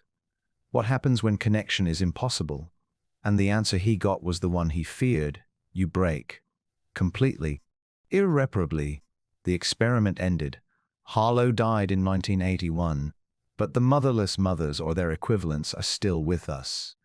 In every family struggling with the legacy of abuse. In every parent who wants to do better but doesn't know how. In every child who learns that love is conditional, painful, or absent. We are Harlow's monkeys, and until we address the trauma at the root, until we consciously, courageously break the cycle, we will continue to reproduce it, one generation at a time. The eyes never blinked, the mothers never learned to love, and the cycle never ended, because no one stepped in to stop it. The words rewrote the memory. 1974, University of Washington. Elizabeth Loftus, a cognitive psychologist, wanted to understand how memory worked, specifically how malleable it was. The common assumption was that memory functioned like a video recorder, faithfully capturing events that be replayed with accuracy.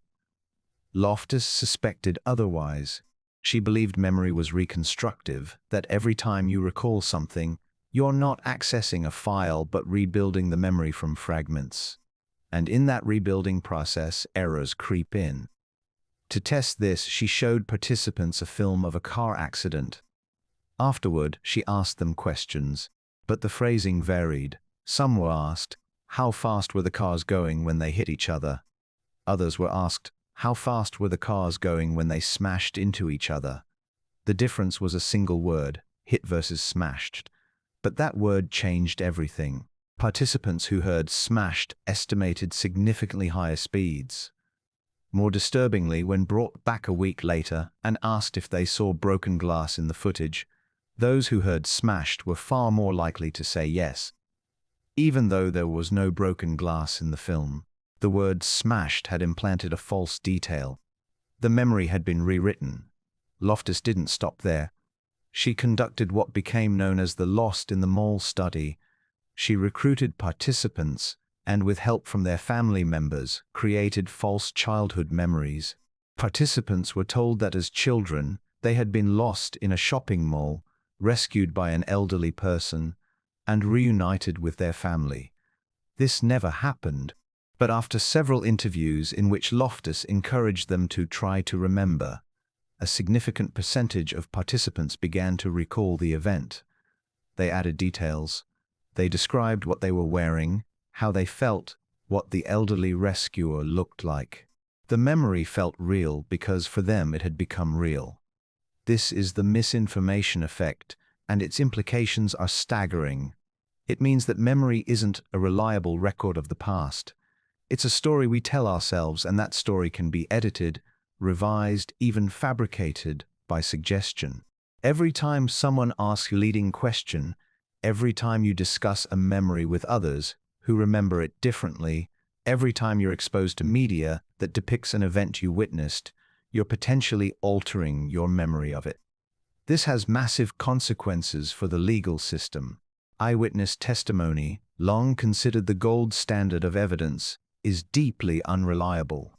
Witnesses can be manipulated by how questions are phrased, by what details are emphasized, by the expectations of investigators.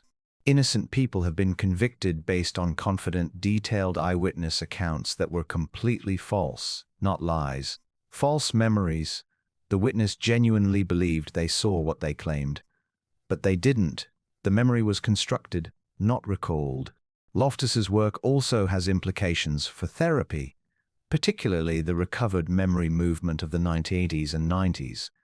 Therapists, using hypnosis and suggestive techniques, convinced patients that they had repressed memories of childhood abuse. Many of these memories were false, implanted through leading questions and repeated suggestions. Families were destroyed. Innocent people were accused, sometimes convicted. And the patients, believing their memories were real, suffered further trauma.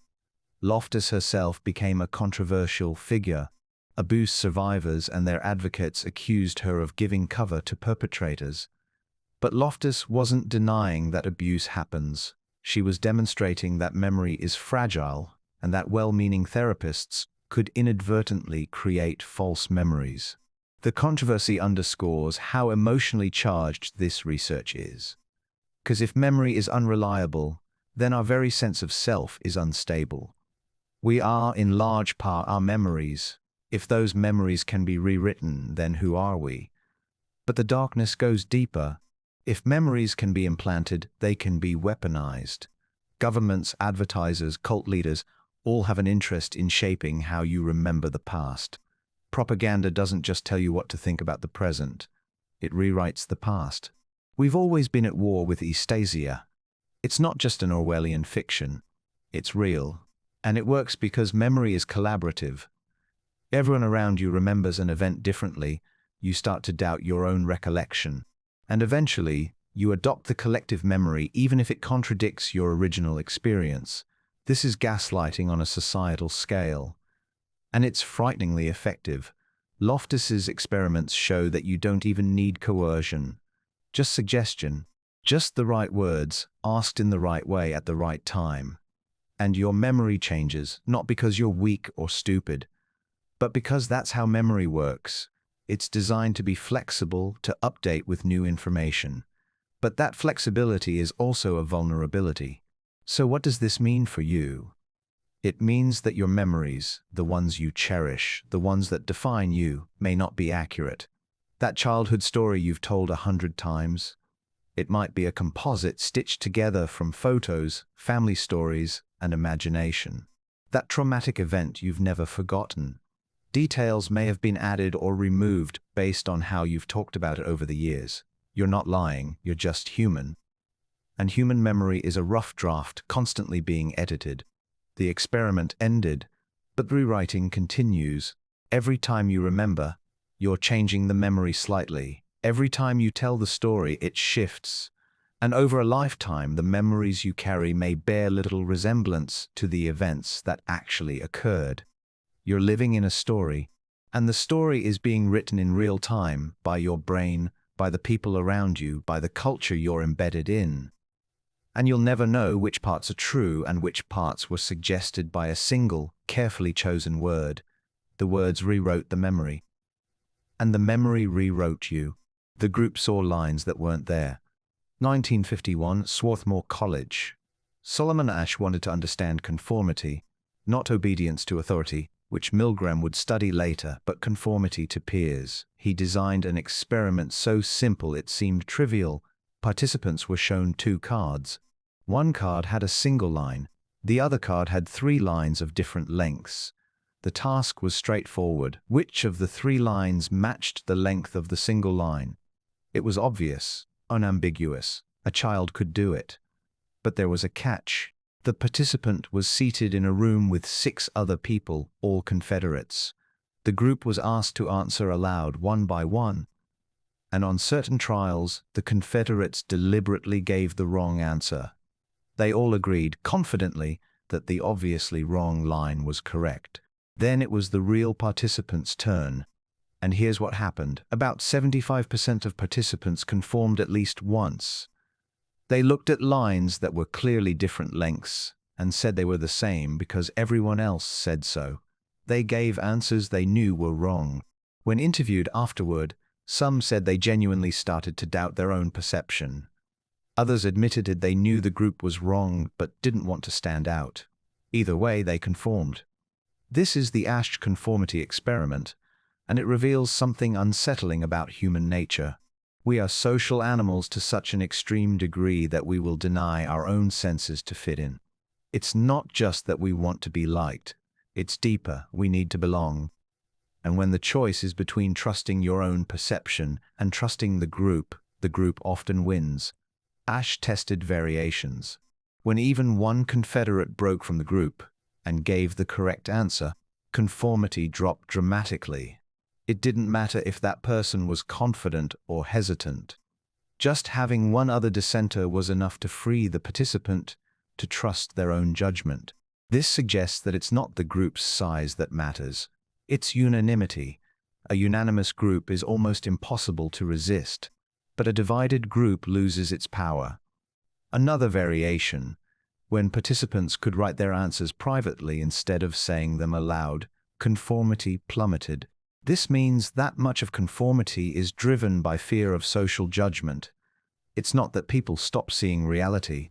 They just stop reporting it honestly because they don't want to be rejected, mocked, or labeled as deviant. The implications ripple everywhere. How many meetings have you sat through where everyone nodded along to a bad idea because no one wanted to be the first dissenter? How many times have you laughed at a joke you didn't find funny because everyone else laughed? How many beliefs do you hold not because you reasoned your way to them, but because everyone around you believes them, and you don't want to be the weird one? Conformity isn't always bad. It's part of how societies function, how norms are maintained. But it's also how atrocities are normalized. When a group agrees that a certain kind of person is less than human, dissenters are rare. When a culture accepts corruption, speaking out feels futile. When a workplace tolerates abuse, reporting it seems risky. The group sets the standard, and individuals, even when they know better, fall in line. Asch's experiment also explains why diverse groups make better decisions. Not because is a moral good, though it is, but because diversity breaks unanimity. A homogeneous group is more likely to conform to a single perspective, even if it's wrong. A diverse group is more likely to have dissenters, people whose different backgrounds or perspectives make them less susceptible to group consensus. And those dissenters, even if they're in the minority, can shift the entire group toward more accurate judgment. But here's the dark side. Conformity is being weaponized. Social media algorithms create echo chambers where unanimity is artificially enforced. Dissenting opinions are hidden, flagged, or removed. You're shown content that aligns with what your group already believes. And when everyone you see agrees, it feels like consensus, like truth. But it's engineered conformity, the digital equivalent of Asch's Confederates, all giving the same answer, making you doubt your own perception. And it works. People are more polarized than ever, not because their values have changed, but because they're trapped in conformity bubbles where dissent is invisible. If you only see people agreeing with you, you assume everyone agrees, or at least everyone reasonable. And the few dissenters you do encounter seem like outliers, extremists, anomalies. You stop considering their perspectives because the group's already decided they're wrong. This is how societies fracture. Not through violent disagreement, but through engineered unanimity. When everyone in your bubble sees the lines the same way, you stop questioning whether the lines are being measured correctly. You conform, and conformity, once entrenched, is almost impossible to break. Asch's participants knew they were in an experiment. They knew the stakes were low. And still, they conformed. Imagine how much stronger the pressure is in real life, where the stakes are high, where dissent can cost you your job, your reputation, your relationships. Imagine how hard it is to stand alone when everyone, literally everyone you know, is saying you're wrong. The experiment ended, but the conformity never does. It's happening right now, in your workplace, in your family, in your social media feed, in your own mind. You're seeing lines that aren't there, or failing to see lines that are, and you're conforming, not because you're weak, but because you're human. And humans conform. It's what we do, it's how we survive. And it's killing us. Slowly, quietly, one wrong answer at a time. The belief persisted despite evidence. 1956, Minnesota. Leon Festinger, a social psychologist, heard about a cult. A woman named Dorothy Martin claimed to channel messages from aliens on a planet called Clarion. The aliens warned that a great flood would destroy the world on December 21st. But the faithful Martin's followers would be saved. A spaceship would arrive at midnight to rescue them. Festinger saw an opportunity. What happens when a prophecy fails? When reality directly contradicts belief? Do people abandon the belief? Or do they double down? Festinger and his colleagues infiltrated the group, posing as believers. They watched as the cult prepared. Members quit jobs. They gave away possessions. They said goodbye to loved ones. As December 21st approached, the group gathered at Martin's house, waiting for the spaceship. Midnight came. They waited. 1 a.m., 2 a.m., still nothing. Some members began to cry. Others sat in stunned silence. Their entire worldview was collapsing in real time. And then Martin received a new message. The aliens had called off the flood. The group's faith had been so strong that it convinced the aliens to spare Earth. The disaster was averted because they believed. Within minutes, the mood shifted. Relief, jubilation. The prophecy hadn't failed. It had succeeded in a different way. And rather than retreating in embarrassment, the group went public. They called newspapers. They proselytized. They became more vocal, more committed than before. This is cognitive dissonance, the psychological discomfort that arises when beliefs and reality conflict. Festinger theorized that when dissonance occurs, people don't change their beliefs. They change their perception of reality. Because beliefs, especially core beliefs tied to identity, are too precious to abandon. So the mind twists the facts to preserve the belief. This explains so much human irrationality.